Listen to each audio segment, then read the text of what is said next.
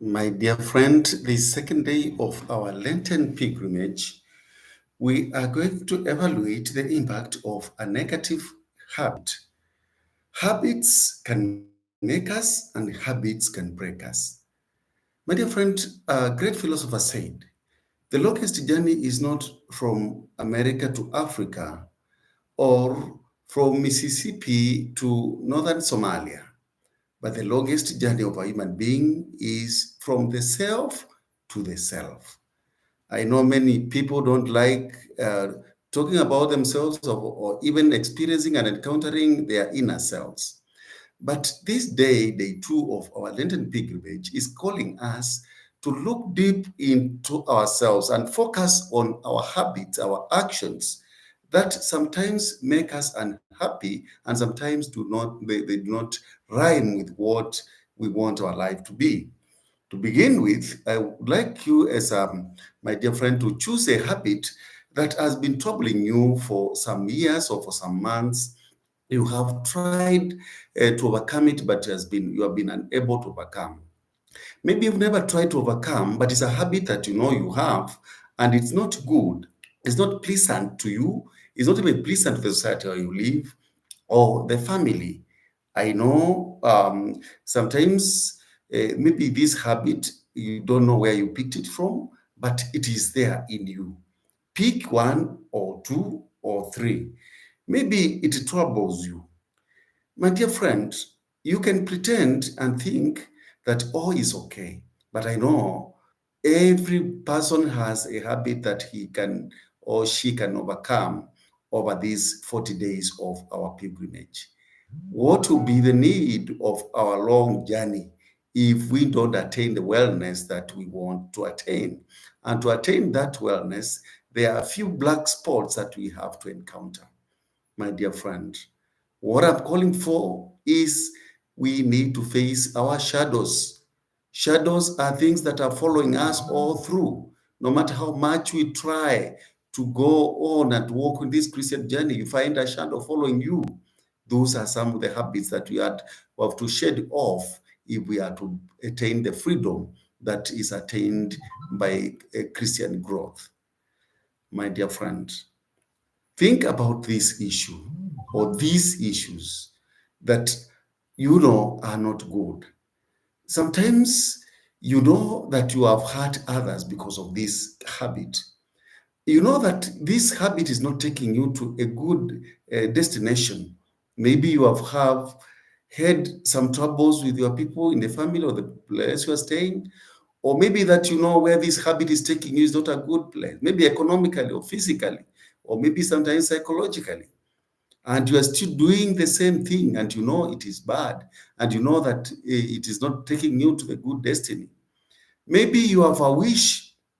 There's what you wish, some good wish, but there's that thing that you know hinders you from attaining that wish. That is the habit. That is the evil. That is the sin that I want us to start today to break that chain. Maybe there's a sin that you've been confessing. Every time you go to a confession, you are confessing the same sin. Every other time you go back to the same. Maybe it's a sin that you need to seriously encounter. And the first step towards uh, changing any habit or any sinful inclination, my dear friend, is to become aware of it.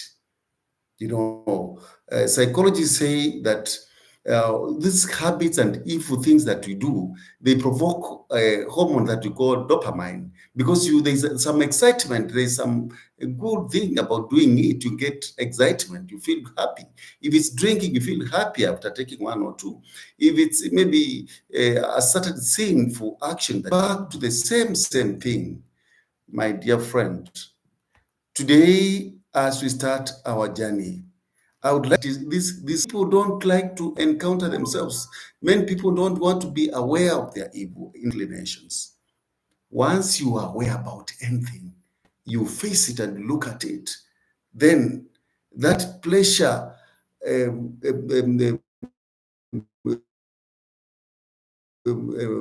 hormone can be reversed. What do I mean?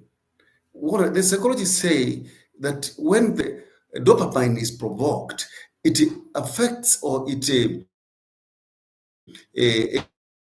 engages the frontal part of our brain. And that appetite to go back to the same, because you can control it. What I mean is that it's like an animal that is coming to attack you, and every time it is biting you or attacking you, if you look at it directly in the eyes, most probably that animal will shy away. Somebody was saying that lions don't attack if you look at it directly in the eyes.